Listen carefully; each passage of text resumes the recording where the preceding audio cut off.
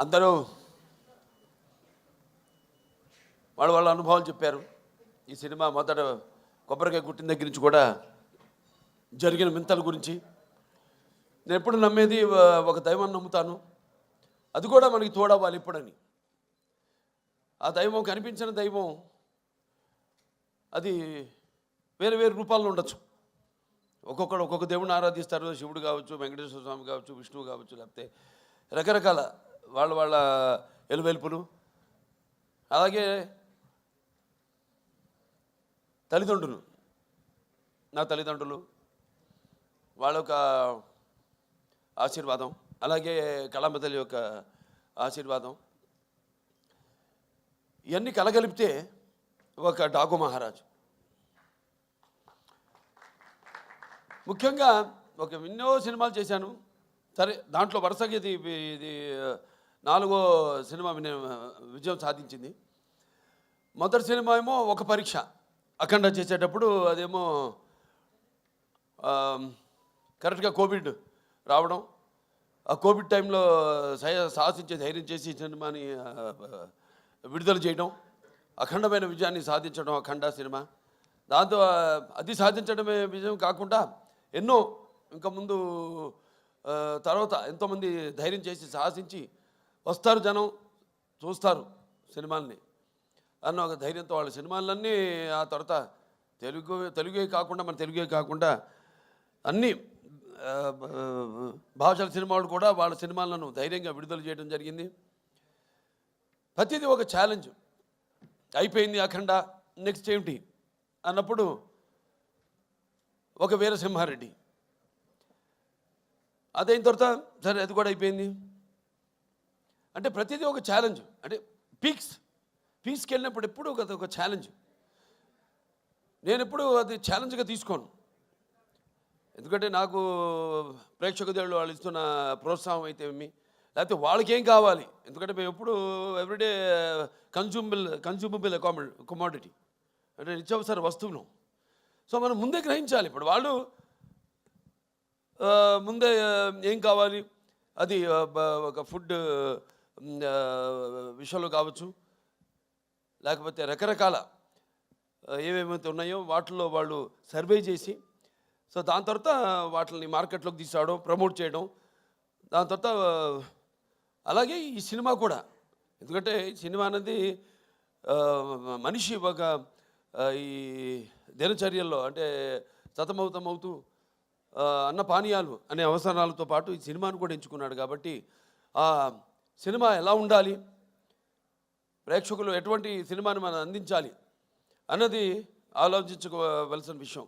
ఇండస్ట్రీలో నిర్మాతలు అయితేనేమి, దర్శకులు అయితేనేమి, లేకపోతే మా నటీనటులు అయితేనేమి.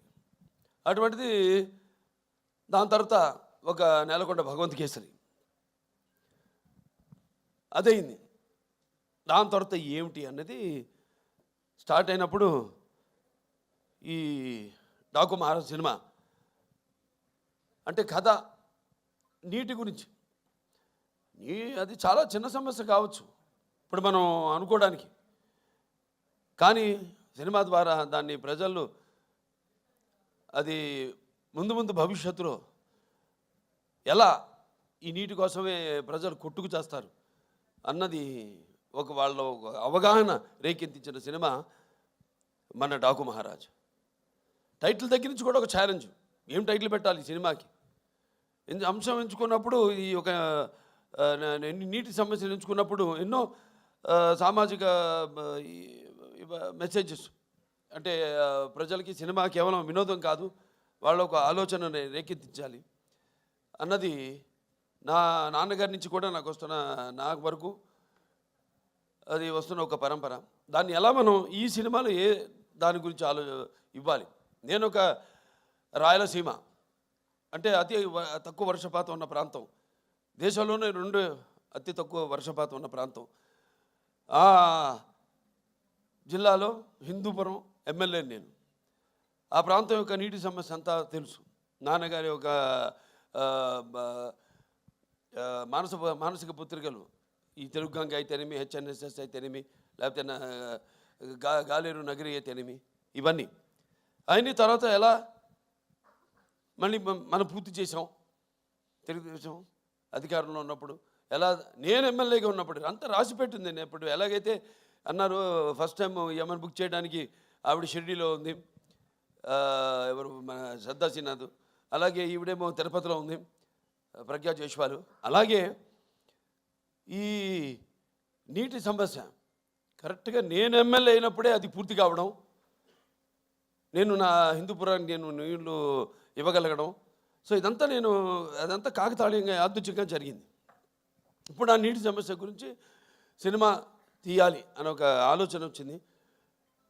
దాన్ని ఎలా ప్రజెంట్ చేయాలి మనం అనుకున్నప్పుడు రాజస్థాన్ ఎక్కడైతే ఏముంది, ఇక్కడ మన తెలుగు వాళ్ళు గొప్పతనం చాటుకుంటూ అక్కడ రాజస్థాన్లో కూడా మళ్ళీ మనం వాళ్ళు దుక్కుదున్ని నీరు పోసి నారు పెట్టి అలాగే కోత కోసి ఎలా చేయగలుగుతాం, అక్కడ కూడా మన ఒక ఇంజనీర్, ఒక సామాన్య ఇంజనీర్, ఒక తెలుగువాడు వెళ్ళి ఎలా చేయగలుగుతాడు. చేసాం మనం ఇక్కడ సృష్టికి ప్రతి సృష్టి చేసాం. ఎలాగైతే మన రాయలసీమ గురించి చెప్పాను, మన ఇది అవిభక్త ఆంధ్ర రాష్ట్రానికి 6 ముఖ్యమంత్రులు ఇచ్చింది రాయలసీమ అని. సో అది పెట్టుకుని మైండ్లో సమస్య చిన్నదే కావచ్చు, కానీ రాష్ట్రాలు వాళ్ళ నీళ్ళ కోసం కొట్టుకుంటున్నాయి. సరే, ఆ నేపథ్యంలో ఆ సినిమాని తీసుకోవడం, సెలెక్ట్ చేయడం, దాంట్లో పాత్రని ఎలా దాన్ని ఒక ఇంజనీర్ డాకుగా మారడం, అలా దాంతో మొదలయ్యాక సరే ఇక సినిమా గురించి ఈరోజు ఆ సినిమాని అఖండమైన విజయాన్ని మాకు అందించి ఇవాళ మా వెన్ను తట్టి ఇంకా మాకు ఎవరైతే మేము ఆకలితో ఉన్నామో ఒక సినిమా చేసి దాని ఒక ఫలితం కోసం రెయిన్బోర్డ్ కష్టపడి ఎలా ఉంటుంది ఆ సినిమా, దాని ఫలితం ఎలా ఉండబోతుంది అని ఎదురు చూస్తున్నామో, అటువంటి తరుణంలో ఇటువంటి అఖండమైన విజయాన్ని మాకు అందించినందుకు తెలుగు ప్రేక్షకులందరికీ నా హృదయపూర్వక కృతజ్ఞతాభివందన తెలియజేసుకుంటున్నాను. ఇంకా ముఖ్యంగా ఈ సినిమాలో ముందు మా దర్శకుల గురించి చెప్పాలి.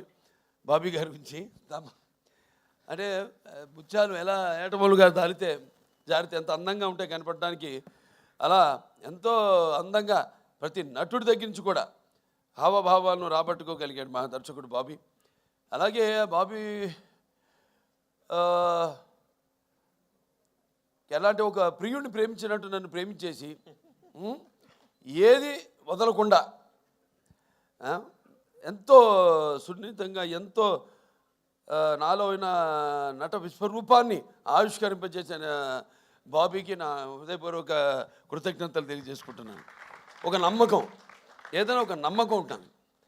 అంటే ఆయన చూడడానికి ఎంత స్టైలిష్గా ఉంటాడు ఆయన, అలాగే ఫస్ట్ హాఫ్లో కూడా నన్ను అంత స్టైలిష్గా చూపించాడు ఆయన బ్రహ్మాండంగా.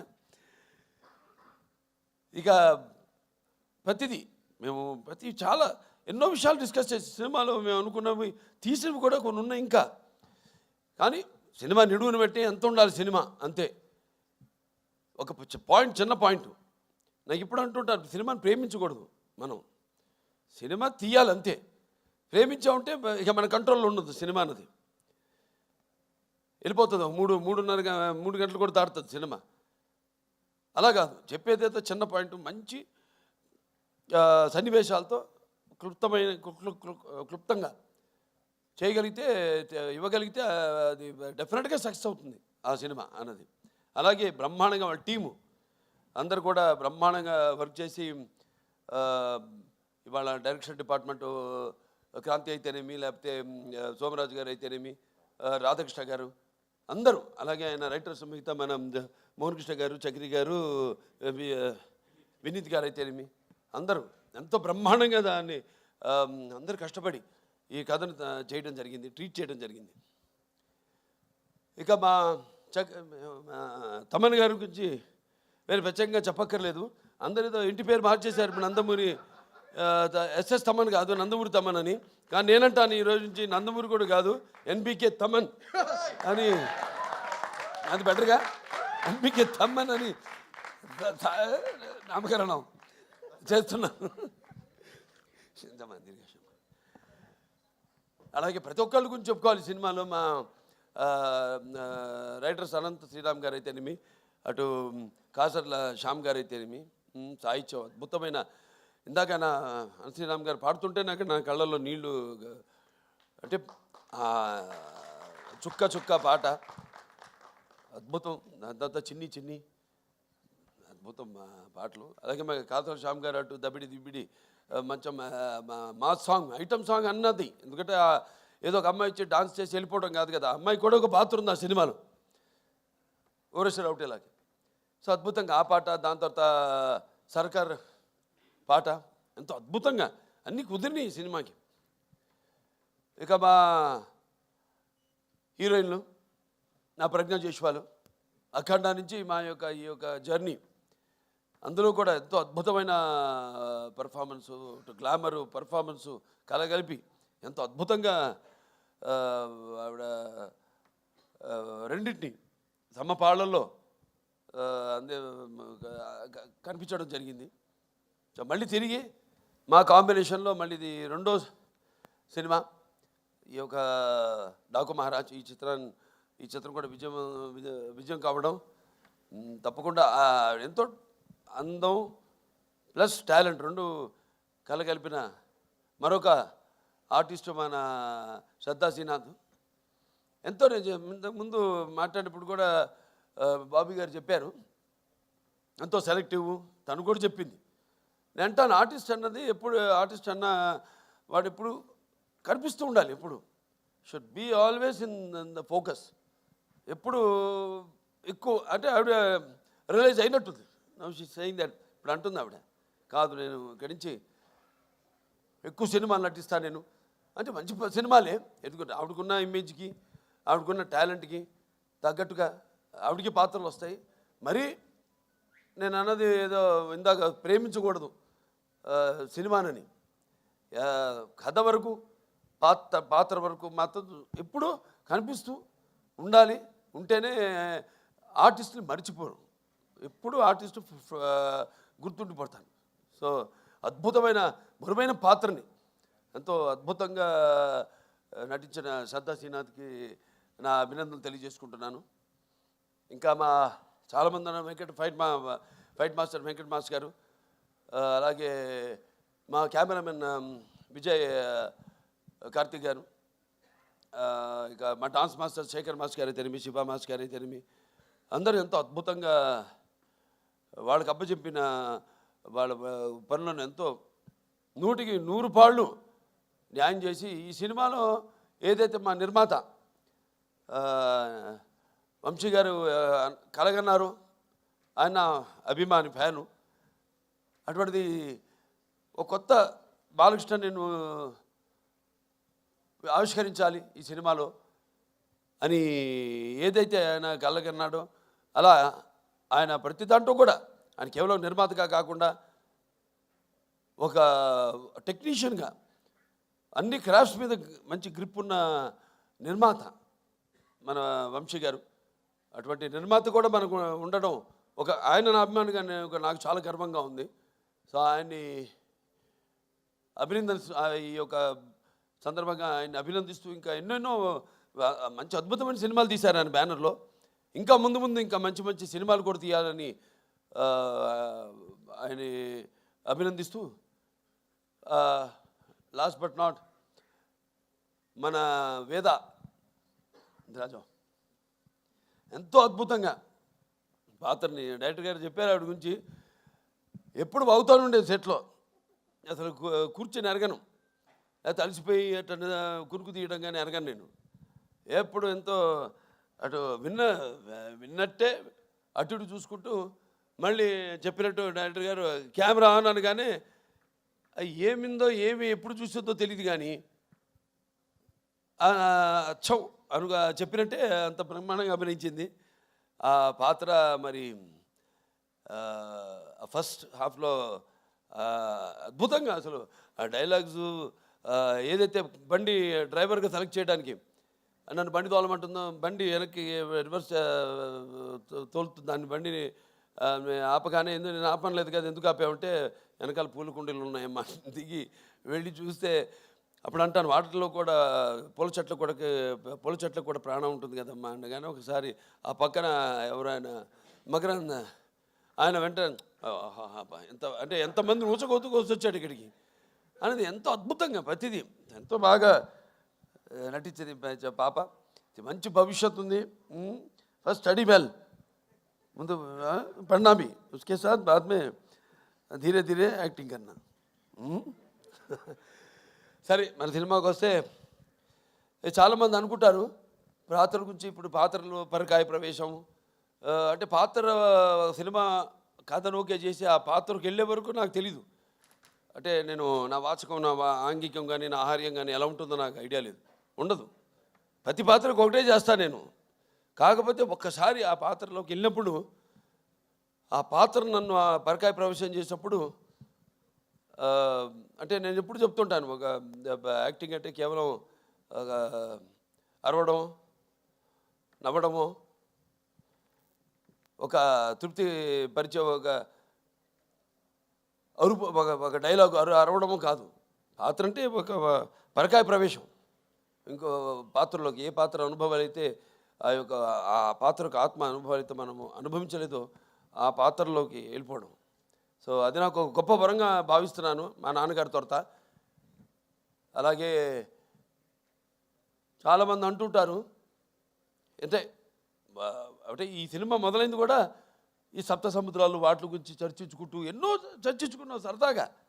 ఇక చర్చించుకోవడానికి ఉంది, సబ్జెక్ట్ ఇంత అనుకుంటాం, దాన్ని కుదిస్తాం మళ్ళీ. నేను చెప్పినట్టు 2.5 గంటలు అంటే మనకి ఎలా ఉన్నాయి, లవణ సముద్రం అయితేనేమి, ఇచ్చు సముద్రం అయితేనేమి, లేకపోతే సర్ప సముద్రం అయితేనేమి, దతి సముద్రం అయితేనేమి, క్షర సముద్రం అయితేనేమి, లేకపోతే శుద్ధ సముద్రం అయితేనేమి, ఇలా మన దాంట్లో కూడా మన శరీరంలో కూడా 7 సముద్రాల నుంచి మొదలైంది. మన ప్రపంచంలో కూడా 7 సముద్రాలు ఉన్నాయి. ఎలా ఏం చేద్దాం, ఈ నీళ్ళ గురించి ఎన్నో డిస్కషన్స్ చేసాం. వాటర్ గురించి ఓ సీన్ కూడా తీసేసాం, నిడువు ఎక్కువైందని. దాంట్లో మన గురించి చెప్పుకుంటాం. ఏది మన సార్ ఆర్థర్ కాటన్ ధర ఒక్కడే గోదావరి దగ్గర ధవళేశ్వరం ఆనకట్ట కట్టించాడు. అలాగే ఈ యొక్క ఏదైతే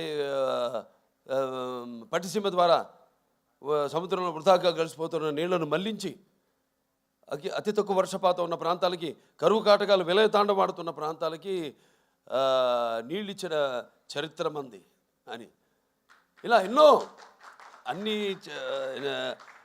అంటే ఒక మన తెలుగువాడు గొప్పతనం. ఇవాళ ఇక్కడే కాదు, ఎక్కడికి వెళ్ళినా అంతా మన తెలుగువాడు ఉన్నారు ప్రపంచంలో. అటు అమెరికా వెళ్ళినా, ఇటు ఆస్ట్రేలియా వెళ్ళినా. అందుకే ఈయన చెప్పినట్టు, తమన్ గారు చెప్పినట్టు, సినిమా అక్కడ అమెరికా అయితేనేమి, ఇటు ఆస్ట్రేలియా అయితేనేమి, ఇటు ఇంగ్లాండ్ అయితేనేమి, ఇటు అక్కడ ఆఫ్రికా అయితేనేమి, ఎక్కడ కూడా ఎక్కడెక్కడ మన ప్రవాస తెలుగు వాళ్ళు ఉన్నారో అక్కడ వాళ్ళే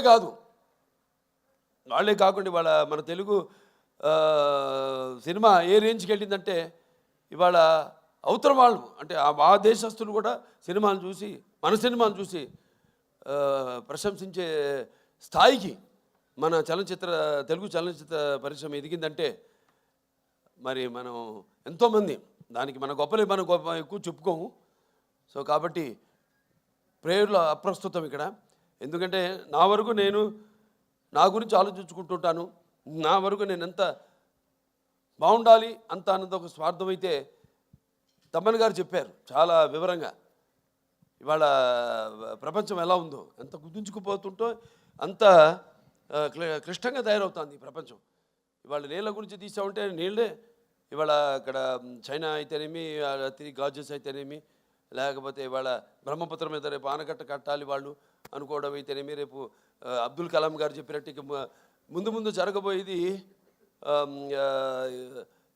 వెపన్స్తో కాదు, యుద్ధాలు, వాటర్ వార్స్ జరుగుతాయని ఆయన యుఎన్ఓలో ఆయన ప్రసంగంలో చెప్పడం జరిగింది అబ్దుల్ కలాం గారు.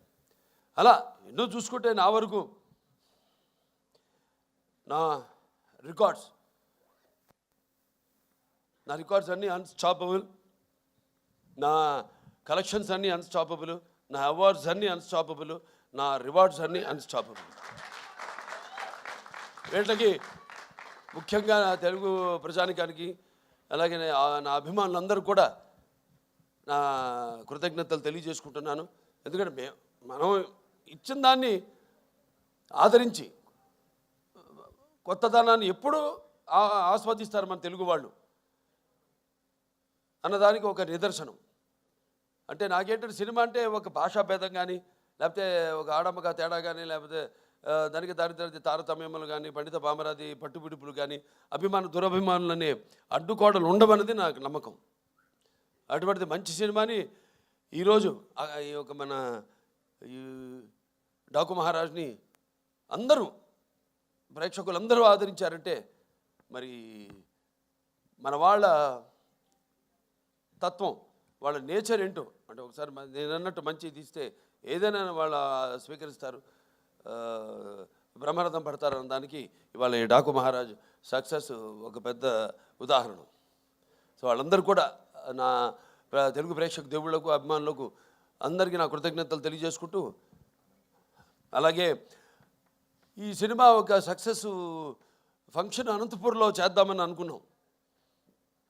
అనుకున్నప్పుడు ఆ క్రితం ముందు రోజు ఒక అనుకోని సంఘటన జరగడం, దాంతో మళ్ళీ దాన్ని క్యాన్సిల్ చేయడం, ఎంతో వ్యయప్రయాసాలు కూర్చి అభిమానులు అక్కడ మా టీంని స్వాగతం పలకడానికి ఎన్నో ఏర్పాట్లు చేసుకున్నారు వాళ్ళంతా. అటువంటిది క్యాన్సిల్ అయింది, వెళ్ళలేకపోయాం.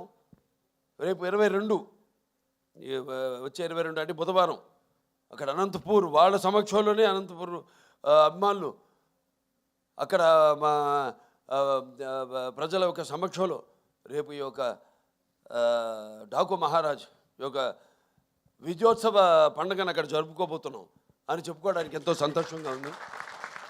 సో చాలా మరొకసారి అందరికీ నా ధన్యవాదాలు తెలియజేసుకుంటున్నాను.